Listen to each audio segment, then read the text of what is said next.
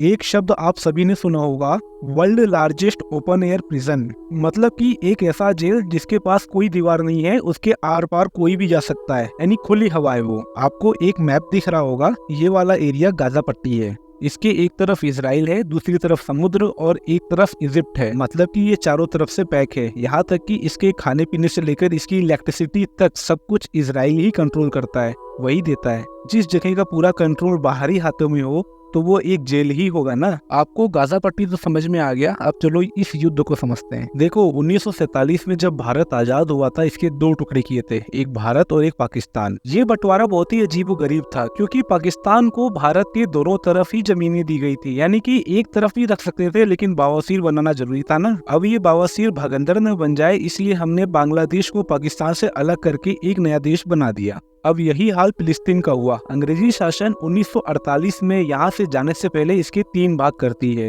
फिलिस्तीन, इजराइल और जेरूसलम। ये मैप देखिए, इसमें 48% एरिया था फिलिस्तीन का, 44% था इजराइल का और 8% था जेरूसलम का, जो यूएनओ के कंट्रोल में है। अब फिलिस्तीन को ये बात हजम नहीं हुई कि हमारा एरिया यहूदियों को क्यों दिया गया, यानी कि उनका क्या हक बनता है। वहीं से जंग छिड़ी और 1948 से लेकर 1967 तक कई बार जंगें लड़ी गई, जिसमें हर बार इजराइल जीता और वो फिलिस्तीन का कुछ एरिया, कुछ लैंड ऑक्यूपाई करता रहा।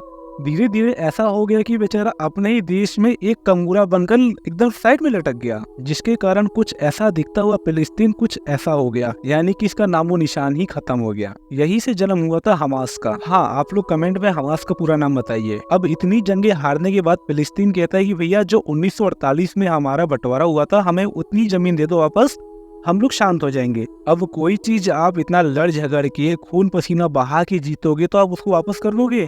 भैया अगर ऐसा ही करना तो पहले क्यों लड़ा? लड़ता ही वक्त हम तो वैसे ही खुश थे। तो इजराइल ने भी वापस नहीं की जमीन। अब जो नया नक्शा आया है उसमें फिलिस्तीन जेरूसलम के पास थोड़ा बहुत बचा हुआ है और गाजा पट्टी में। दुनिया का क्या, इस ब्रह्मांड का भी एक ही नियम है, जो ताकतवर है वही जीतता है। अगर ताकतवर हो तो उड़ा दो, अगर कमजोर हो तो मिलके रहो, तभी आपकी नस्ल बची रहेगी। अब हमास के पास इतनी ताकत तो है नहीं, लेकिन तब भी वो इजराइल पर बार बार हमला करता है, तो इजराइल क्यों ही बख्शेगा? भैया आप हमला करिए, हम आपकी जमीन चुराएंगे, लेंगे, सीना ठोक के लेंगे। और कितनी ही बार हमास इजराइल पर हमला किया है और हार कर अपनी जमीन उसको भेंट कर दी है, उसको गिफ्ट कर दिया है। इजराइल ने फिलिस्तीन पर बहुत सारे बैन लगा रखे हैं, जिसके तहत फिलिस्तीन किसी भी तरह का डिफेंस सिस्टम डेवलप नहीं कर सकता।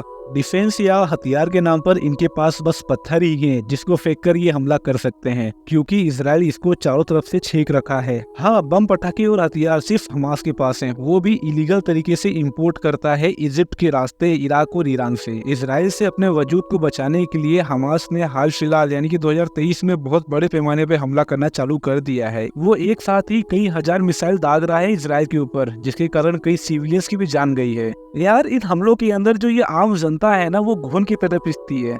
इस चीज को काउंटर करने के लिए इजराइल ने भी हमला किया है, जिसके कारण गाजा पट्टी में रह रहे सिविलियंस की भी जान गई है। खैर, इजराइल अपने ऊपर मंडरा रहे इस हमास बवासीर को एनकाउंटर करने के लिए गाजा पट्टी को चारों तरफ से छेक लिया है, और इसकी मदद करने के लिए यूएसए भी आगे आया है। ये लोग गाजा पट्टी के बॉर्डर्स पर खास ध्यान दिए हैं, ताकि हमास को किसी भी तरह का खाना पीना या हथियार सप्लाई ना हो सके। और जहाँ तक लगता है ये हमास का अब अंत ही है। लेकिन ये हमास बार बार इजराइल पर हमला क्यों करता है? जैसे चाइना बार बार उकसाता है अपनी रखेल पाकिस्तान को, और अभी नेपाल को भी उकसाना चालू कर दिया है, ताकि भारत की एकता को तोड़ा जा सके। अगर किसी भी ताकतवर देश को हराना हो तो आप उसके अंदरूनी टुकड़े करिए, अपने आप ही वो खत्म हो जाएगा। लेकिन इजराइल के केस में तो ये भी नहीं हो सकता, क्योंकि वहाँ पर लगभग 84% यहूदी रहते हैं, बाकी 16% मुसलमान हैं, और कोई यहूदी ये नहीं चाहेगा कि उसी के टुकड़े हो। हमास और पाकिस्तान जैसे लोग इन्हीं बड़े देशों की बातों में आकर अपना ही नुकसान करा बैठते हैं।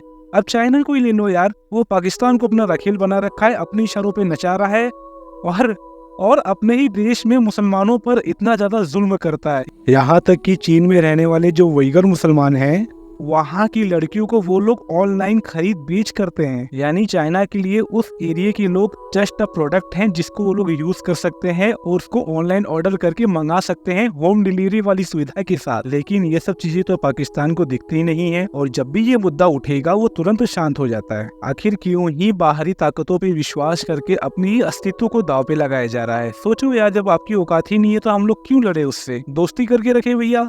ताकि हम लोग को मौका मिले और बढ़ने का आगे और सीखने का और ताकतवर बनने का। लेकिन एक बात यहाँ ये भी उठती है, क्या इजराइल ये चीज सही कर रहा है? नेतन्याहू जो इजराइल के पीएम है वो इतने अग्रेसिव होते ही नहीं। हमास ने इजराइल की टेरिटरी में घुसकर वहाँ के बच्चों को मारा, वहाँ की औरतों को घसीटा और उनके साथ बहुत ही ज्यादा, यानी कि समझ सकते हैं क्या कहना चाहता हूँ, और वहाँ के लोगों पर बहुत सारे अत्याचार किए। हमास की इस काली करतूत पर किसी भी इस्लामिक देश ने आवाज नहीं उठाया, यहाँ तक कि फिलिस्तीन के लोग इस चीज को सेलिब्रेट कर रहे थे। तो इजराइल क्यों ही चुप बैठेगा, उसने भी काउंटर अटैक चालू कर दिया। और आज ही न्यूज मिली है कि हमास का कमांडर मुराद मारा गया, उसकी मुराद ही पूरी कर दी। देखो, एक पैमाने पे देखा जाए तो इसमें इजराइल की कोई गलती दिख ही नहीं रही, क्योंकि हमेशा आगे से हमला हमास ही कर रहा है और वो उसका पलटवार कर रहा है। अब इस पूरे तामझाम में भारत की स्टैंडिंग क्या है? देखो, भारत को और भारतीय लोगों को इसके अंदर उदासीन रहना चाहिए, यही हम लोग का कर्तव्य भी है। इसका महत्वपूर्ण कारण भी है, क्योंकि इजराइल ने हमारी मदद की थी हमारे मुसीबत के समय, तो हम लोग उसके लिए प्रॉब्लम क्यों बने? दूसरा सबसे महत्वपूर्ण कारण है, देखो, इजराइल ने फिलिस्तीन की जमीन पर कब्जा किया है। भारत का अक्साई चीन और पीयूके का हाल भी कुछ ऐसा ही है। अगर हम लोग इजराइल का सपोर्ट करते हैं तो ये हमारी जमीन हमारे हाथ से चली जाएगी, क्योंकि उन इलाकों पर भगंदर पाकिस्तान और चीन का ही तो कब्जा है। हम लोग अगर इजराइल को कब्जा करने में सपोर्ट करते हैं तो ये लोग भी इसी बात का फायदा उठाकर हमारी जमीन पर भी कब्जा कर लेंगे। हम लोग इजराइल का विरोध करेंगे ही नहीं, आखिरकार हमारा दोस्त है यार, दोस्त का विरोध कौन करता है? तो सबसे बढ़िया चुप रहो, उदासीन रहो। वैसे भी जैसी करनी वैसी भरनी। हाँ, तो आप लोग कमेंट करिए, इजराइल और फिलिस्तीन के अंदर किन किन धर्मों का सबसे बड़ा पवित्र स्थान है? 3 ही है, आंसर जानने के लिए कमेंट देख लो। आज के लिए इतना ही। जय भारत, जय हिंद।